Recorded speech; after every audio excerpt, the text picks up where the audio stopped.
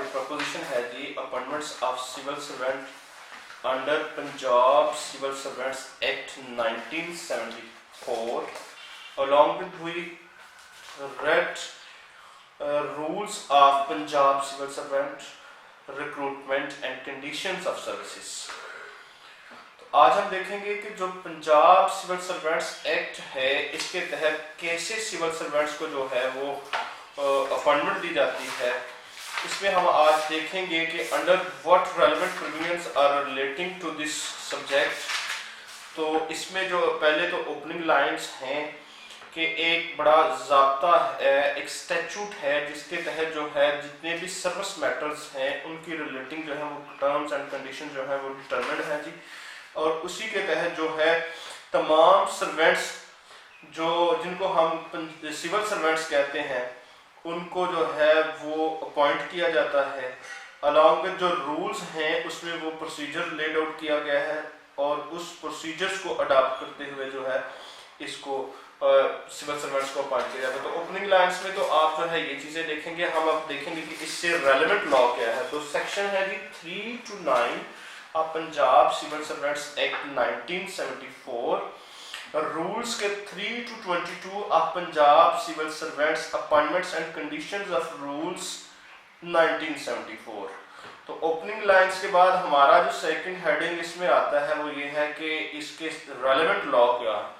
Because it is a statute law तो necessarily we have mentioned the relevant law provisions and those are section 3 to 9 of Punjab Civil Servant Act 1974. Along with we have read procedural law which is mentioned in the shape of rules known as appointment and conditions of service 3 to 22। वो हम इसको साथ मिला के पढ़ेंगे जी। ये appointment की बाबत जो है एक प्रोसीजर जो है वहां पे हमें मिलता है। अब देखना हमने ये है आज चूंकि हमारा टॉपिक है अपॉइंटमेंट्स ऑफ सिविल सर्वेंट्स, तो जो पहला फर्स्ट वर्ड है अपॉइंटमेंट इसको देखेंगे कि विच सॉर्ट्स ऑफ अपॉइंटमेंट्स या how many kinds are types of appointments. These are as under first one is ad hoc. We have already in our first lecture discussed in detail कि what's ad hoc appointment। Temporary for a certain purpose। Ad hoc appointment means temporary appointment for a certain purposes without adopting the prescribed method। जो एक laid out method है उसको adopt किए बगैर अगर एक qualified person को किसी जॉब पे जो है वो किसी एक खास मकसद के लिए तैनात किया जाता है तो that appointment is called ad hoc appointment. Second one जो है इसमें इनिशियल अपॉइंटमेंट है। फर्स्ट काइंड जो अपॉइंटमेंट भी हमारे पास एड हॉक का ही, second initial. If any person is appointed at first time अगर किसी भी कैडर में किसी भी जो है पोस्ट पे किसी को जो है वो तैनात किया जाता है अपॉइंट किया जाता है तो that appointment is termed as initial appointment. Temporary appointment, temporary very much जो है इसमें सिंपलेस्ट है कि वर्ड से ही एक इंडिकेशन मिल रही है कि किसी खास टाइम के लिए सिर्फ ओनली। आर्जी जिसको हम कहते हैं जी ये परमानेंट के एंटी है, परमानेंट के जो है एडवर्स है। थोड़े अरसे के लिए जो है कंट्रैक्चुअल जॉब भी इससे मिलती जुलती हैं। तो टेम्पररी अपॉइंटमेंट्स भी होती हैं। ये कंटीजेंट अपॉइंटमेंट्स भी इनको कहते हैं कि अगर नेसेसरी हो, कोई नेसेसिटी क्रिएट हो तो उसको जो है फुलफिलमेंट देने के लिए जो है ये अपॉइंटमेंट्स की जा सकती हैं। तो इसको इनिशियल अपॉइंटमेंट भी कहते हैं, सॉरी टेम्पररी अपॉइंटमेंट कहते हैं। नो जो है नेक्स्ट जो है इसमें शॉर्ट जो है ये काइंड है अपॉइंटमेंट की वो है प्रोबेशन। ये वर्ड एक टर्म जो है नहीं है, इसको हम देखते हैं कि प्रोबेशन क्या है। Literally word probation means testing period.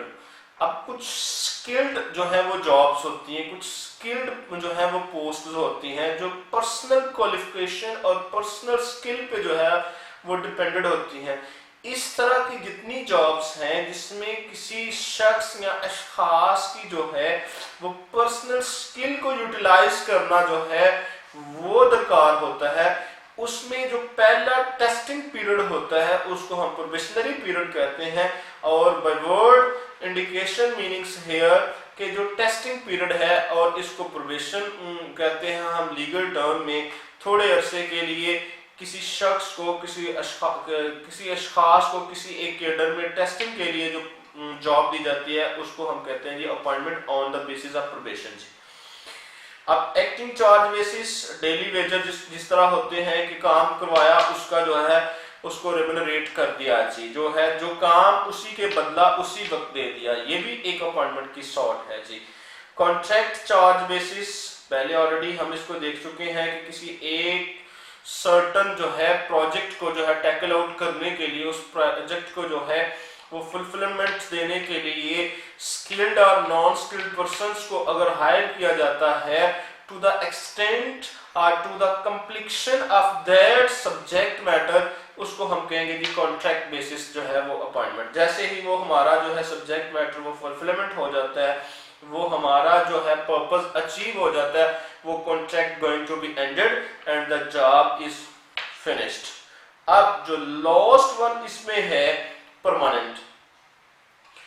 जो जॉब्स जो हैं मोस्टली जो हैं पंजाब सिविल सर्वेंट्स एक्ट 1973 के तहत जो है जितनी जॉब्स हैं प्रोबेशन पीरियड और इनिशियल पीरियड के बाद जो है उनको परमानेंट कंसीडर किया जाता है। जो एक लेड आउट प्रोसीजरल मेथड को अडॉप्ट करते हुए क्वालिफाइड पर्संस को जो जॉब्स जो है अपॉइंट की जाएंगे वो पर्संस, उनको हम कहेंगे जी वो परमानेंट कैडर में है या परमानेंट जो है अपॉइंटमेंट है जी।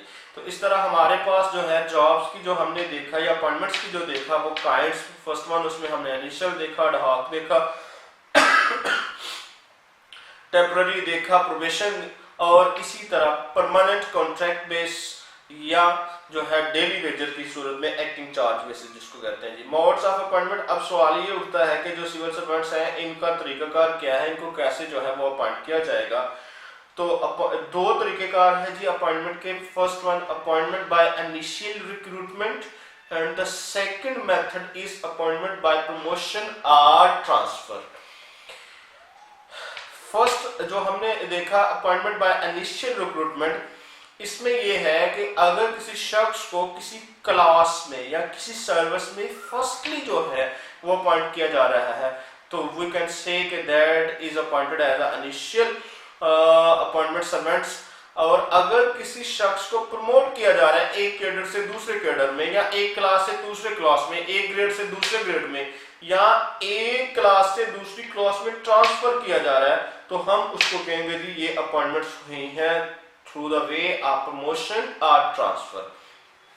अब इसके लिए कुछ क्वालिफिकेशंस भी हैं डेफिनेटली कि what persons are qualified to be claimed as they are eligible for the appointment of civil servants. So here we discussed little bit some conditions that are necessarily fulfilled by the applicants or by the persons claiming that they are eligible for the post of civil servants. First one, they should be citizens of Pakistan. Generally it is a settled rule that अगर कोई शख्स जो है वो पाकिस्तान में civil servants बनना चाहता है under Punjab civil servants act 1974, that person should be citizen of Pakistan.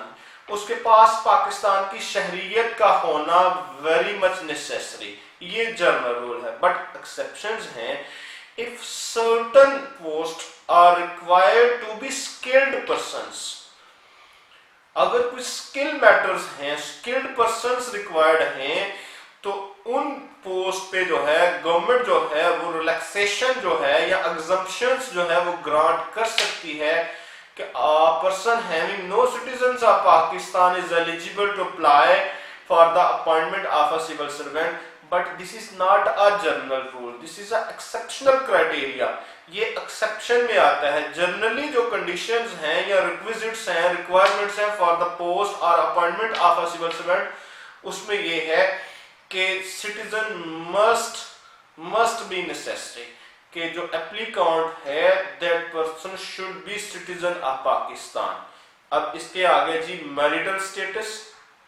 If students you have observe the forms of vacancies scheduled whatever the departments you have read or observed, a column is mentioned in form, application form, जहां पे लिखा होता है marital status. Normally और generally जो है rule ये है under Punjab civil servants act 1974 कि applicant is unmarried. Here word is not used should, is unmarried, but यहाँ पे जो है एक्सेप्शनल ये भी है कि married persons are also eligible for the post और for the appointment of civil servants. General ये है कि they should be they are unmarried, not word used should, they are unmarried, but married persons are also eligible for the appointment of civil servants under Punjab Civil Servants Act 1974. Domicile general rule ये है कि जिस province से, जैसे हम Punjab civil servants act देख रहे हैं 1974, जिस एरिया से, जिस प्रोविंस से, जिस पर हम जो है वो बतौर एप्लीकेंट जो है वो for the appointment of civil servants apply कर रहे हैं, we have to be domiciled from the concern province.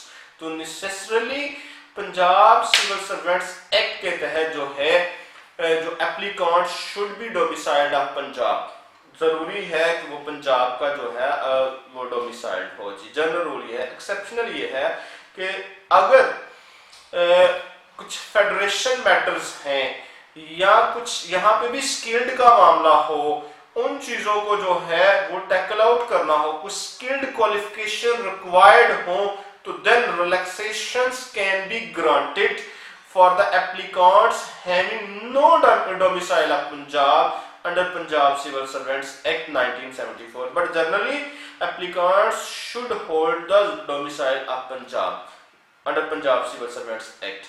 Health applicants should have good or sound health. जो एप्लीकेंट है वो पोजेस करते हो अच्छी सेहत वाले हो, तंदुरुस्त हो, तवाना हो, मीनिंग देयर बाय कि सिक पर्सन्स और जो पैरालाइज्ड और incapable persons are not allowed to appoint as a civil servants under Punjab Civil Servants Act.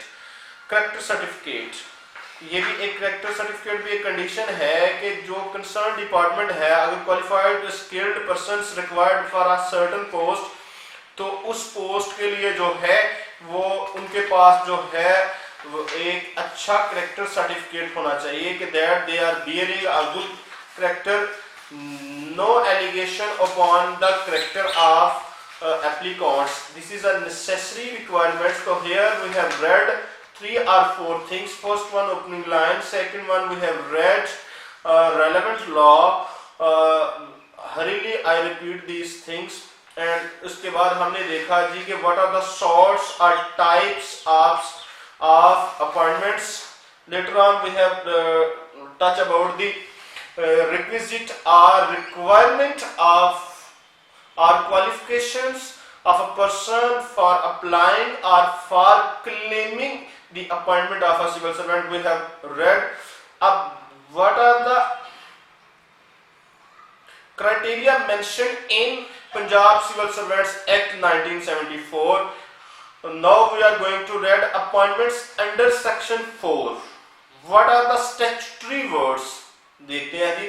Appointment to a civil service of the province और to a civil post in connection with the affairs of the province shall be made in prescribed manner by governor or by a person authorized him in that behalf or authorities competent. जो section 4 है Punjab civil servants act 1934 का, accordingly section 4 जो है जो appointments है तमाम तर appointments की जाएंगी थ्रू द नेम और by the name of governor of the province.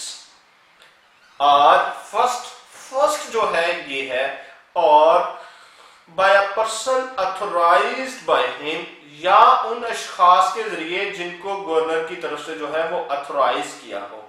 और थर्डली कंपिटेंट अथॉरिटीज, डिपार्टमेंटल जो कंपिटेंट अथॉरिटीज हैं, they are also conferred powers to make appointments in the shape of appointments under civil servants act 1974। तो जो हमने section 4 इसमें देखा कि there are three sorts of appointments, there are three authorities which are having a pass to make appointment of civil servants. First one in the province, head of the province, that is as governor or person authorized by him or competent authorities. Appointments by initial recruitment. अब हम देखते हैं जी कि initial recruitment के जरिए जो हमने दो तरह के अपॉइंटमेंट्स देखी कि एक इनिशियल रिक्रूटमेंट के जरिए अपॉइंटमेंट होती है और सेकंड अपॉइंटमेंट है बाय प्रमोशन और ट्रांसफर। तो अपॉइंटमेंट बाय इनिशियल रिक्रूटमेंट देखते हैं क्या है जी। Initial recruitment means appointment made otherwise than by promotion और ट्रांसफर। ऐसी तकर्री जो ट्रांसफर और प्रमोशन के अलावा हो उसको हम जो है सिंपलेस्ट ये कहेंगे कि ये इब्तदाई तौर पे तैनाती है जी, इसको हम कहेंगे इनिशियल अपॉइंटमेंट। इसके लिए एसेंशियल्स जो हैं या रिक्विजिट्स जो हैं वो सेक्शन 5 में नरेटेड है।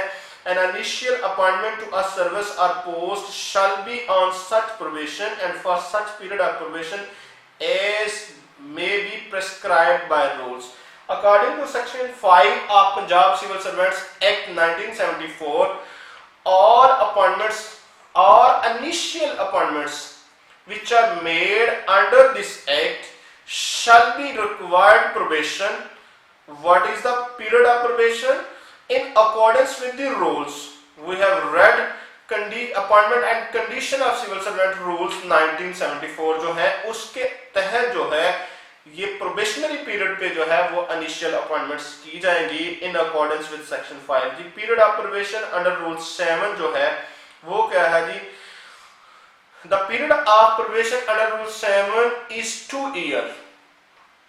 2 ईयर। अब जो है एक जो है अपॉइंटी है सिविल सर्वेंट जिसको अपॉइंटमेंट दे रहे हैं 2 साल के लिए जो है उसको प्रोबेशनरी पीरियड पे रखा जाएगा। Procedure for appointment by initial recruitment, the government may constitute selection committee and there shall be the provincial selection board। दो तरह से जो है सिलेक्शन की जा सकती है, एक तो सिलेक्शन कमेटी के जरिए या फिर सिलेक्शन बोर्ड, जिस तरह ये Punjab public service commission PPSC हम इसको नाउन करते हैं, या डिपार्टमेंटल को सिलेक्शन कमेटीज जो है वो कॉन्स्टिट्यूट अंडर लॉ कर दी जाती हैं जी। अब अपॉइंटमेंट्स जो हैं इसमें अब हमने देखना है कि ग्रेड वाइज जो है इनको किस तरह डिवाइड किया गया, बिकॉज वी हैव रेड और वी हैव नोन कि जो है this is a different criteria for the appointment of post grade 1 to 16. These posts are known as non-gazetted posts। जितनी non-gazetted posts हैं उन पे तकर्री का जो तरीकाकार है that is a different from the appointment of post upon gazetted post which are grade 17 और above जो है उसको देखते हैं। तो appointments to post in grade 1 to 15 under rule 17 जी। Initial appointment to all posts in grade 1 and above shall be made on the basis of examination or test to be held by the appropriate committee or the board as the case may be। जितनी तकर्रियां grade 1 से लेके 15 तक हैं initial appointment के लिए, जिसको हम non gazetted appointments कहते हैं, all appointments are made on the basis of test which is determined by the selection or appropriate committee or board। तमाम तकर्रियां जो ग्रेड 1 से लेके 15 तक की जाएंगी are all made on the basis of a test which is made or which is determined by the board or committee। अब appointment to post in grade 16 to above by provincial selection board under section 4 subsection 2। जो 16 grade से above जितनी post हैं वो Punjab provincial selection board के तहत उनको तकर्री की जाएंगी जी, या by Punjab public service commission जिसको हम पीपीएससी के साथ जो टर्म के साथ जो नाम करते हैं उसके साथ जी। अब सवाल ये उठता है यहाँ पे कि हमने पहले जर्नल क्वालिफिकेशंस देखी कि क्या जो जर्नल क्वालिफिकेशंस रिक्विजिट्स देखी हैं क्या those requisites or qualifications are similar for the post or for the cadre of initial appointments? तो इसमें हम देखते हैं कि first one that is very much necessarily for the initial appointment for a civil servants that person should be hold educational qualification regarding the concerned post। मुतलका जो एक post है, ऑफिस है सिविल सर्विस में, उसके रिलेटिंग जो educational requirement है ये एप्लीकांट के पास होना बहुत नेसेसरी है जी। नेक्स्ट है इसमें एक्सपीरियंस है, एज लिमिट है, ये चीजें जो है ये डिटरमिन की जाएंगी in the time of appointing a civil servant. ये इनके बगैर जो है एक किसी शख्स को जो है सिविल सर्विस में जो है वो जॉब नहीं दी जा सकती। If any person having no educational criteria fulfilled, जो क्राइटेरिया मेंशन है उसके अकॉर्डिंगली अगर किसी शख्स के पास वो क्वालिफिकेशंस नहीं है तो उस शख्स को जो है वो सिविल सर्विस में बतौर सिविल सर्वेंट जो है वो तैनात नहीं किया जा सकता जी। अब एज का भी बड़ा नेसेसरी है, मुख्तलिफ पोस्ट के लिए एज लिमिट डिफरेंट है। अब उस एज को जो टैकल आउट है या उसकी जो क्राइटेरिया है उसके accordingly satisfaction is very much necessary, but here some extension is also granted in the age limit. एक एज जो फिक्स की गई है उसमें एज रिलैक्सेशन या जिसको रैपनिंग ऑफ एज हम कहते हैं वो की जा सकती है एजुकेशन बेसिस पे। उस पे नेसेसरली एजुकेशन और एक्सपीरियंस बेसिस पे जो है उसको जो है वो किया जा सकता है। अब हम देखेंगे कि कुछ जो है वो एडिशनल मार्क्स भी अपॉइंटमेंट्स में दिए जाते हैं जिसको हम 17A बड़ा कॉमनली यूज करते हैं, ये प्रोसीजरल रूल्स का है। जितने भी ऑलरेडी डिपार्टमेंटल सर्वेंट्स हैं उनके लीगल हेयर्स जो हैं उनको 17A के तहत जो है वो एडिशनल 10 मार्क्स जो हैं वो ग्रांट किए जाएंगे जी। तो अब अभी तक हमने देखा जी appointment by initial requirement recruitment, इसमें हमने देखा कि एक तो educational criteria should be completed और should be satisfied, second one age बड़ा लिमिट इसमें नेसेसरी है, थर्ड वन जो है इसमें जो है एक्सपीरियंस का मैटर जो है एलिमेंट उसको भी देखा जाएगा। अब जो सेकंड इसमें अपॉइंटमेंट का है मेथड उसमें है अपॉइंटमेंट थ्रू प्रमोशन और ट्रांसफर। तो प्रमोशन में ये है कि किसी एक ही कैडर में किसी एक शख्स को एक क्लास से उससे अप क्लास में जो है वो प्रमोट कर देना, तैनात कर देना, that is known as appointment by promotion. और ट्रांसफर से ये है कि किसी एक शख्स को किसी एक डिपार्टमेंट से किसी दूसरे डिपार्टमेंट में तैनात कर देना with respect the certain qualifications of that person is known as a appointment by transfer। तो इसमें लॉ जजमेंट भी एक है जो कोट की गई है, PLD 1959 डाका 219 है जी। Transfer means the move of an official from the headquarter station in which he is employed to another such station either to take up the duties of a new post or in consequences of change of his headquarters।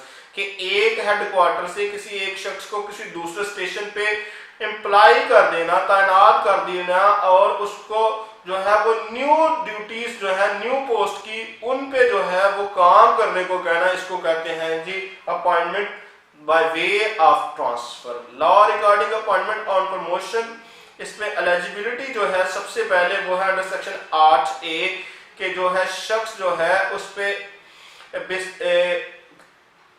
In case of selection post जो है जो selection post है कि seniority या experience जो है that should be considered. First one कि seniority basis पे जो है किसी एक शख्स को जो है एक ही क्लास में प्रमोट किया जाएगा सीनियरिटी बेसिस पे। सेकंड जो इसमें है पासिंग ऑफ टेस्ट, कुछ सर्टेन टेस्ट हैं हर डिपार्टमेंट में अंडर सेक्शन 12 के तहत Punjab civil servants act 1974।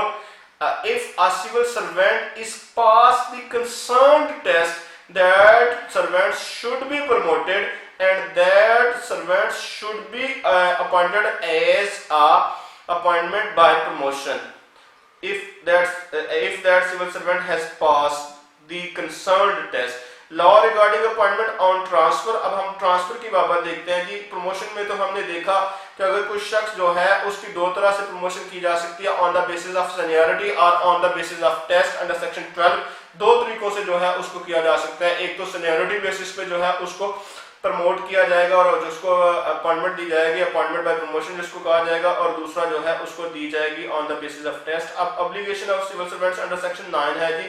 Civil servants जो है ये ऑब्लिगेटरी ड्यूटी है इनके लिए कि गवर्नमेंट ऑफ पंजाब जो है जहां भी एक हेडक्वार्टर से उनको दूसरे हेडक्वार्टर जो मूव करती है तो वो वहां पे जाके वो है वो परफॉर्म करेंगे जी ड्यूटीज। वहां पे वो ऐसे ही करेंगे जैसे वो अपने ओरिजिनल हेडक्वार्टर्स में कर रहे हैं। तो ये ऑब्लिगेशंस हैं upon civil servants under Punjab civil servants act 1974। तो ये है जी एक अपॉइंटमेंट थ्रू जो है ट्रांसफर। तो इस तरह आज का हमारी जो प्रपोजिशन थी कि इसमें हमने देखा आज कि appointment of a civil servants, इसमें पहले इंट्रोडक्टरी रिमार्क्स हैं, इसका रेलेवेंट लॉ है 3 to 9 Punjab civil servant act 1974। Rules हमने देखे 3 to 22 रूल्स हैं अपॉइंटमेंट की। हमने काइंड्स देखी, सॉर्ट्स देखी, फिर हमने इसके मेथड्स देखे कि दो तरह के मेथड्स हैं, इनिशियल अपॉइंटमेंट या अपॉइंटमेंट बाय प्रमोशन और ट्रांसफर। फिर वन बाय वन हमने देखा, क्वालिफिकेशंस देखी उसमें, और एट द वेरी एंड कंक्लूडिंगली जो है वो हम ये कहेंगे कि जो कोई एप्लीकांट जो है वो पंजाब सिविल सर्वेंट्स एक्ट के तहत क्राइटेरिया कंप्लीट करता होगा which is mentioned in relevant law that are section 3 to 9, that person is claiming to be qualified for the post or for the appointment of a civil servant. If that person is deficient from any sort of qualification or any sort of condition, that person should not claim that he is fit for the post or fit for appointed as a civil servant. So in these remarks we concluding this topic. Our today topic is appointment of civil servants. We have read a little bit touch in respect of relevant law to this proposition. Kindly take into mind and be attentively consider these remarks. Okay, time is over, I think.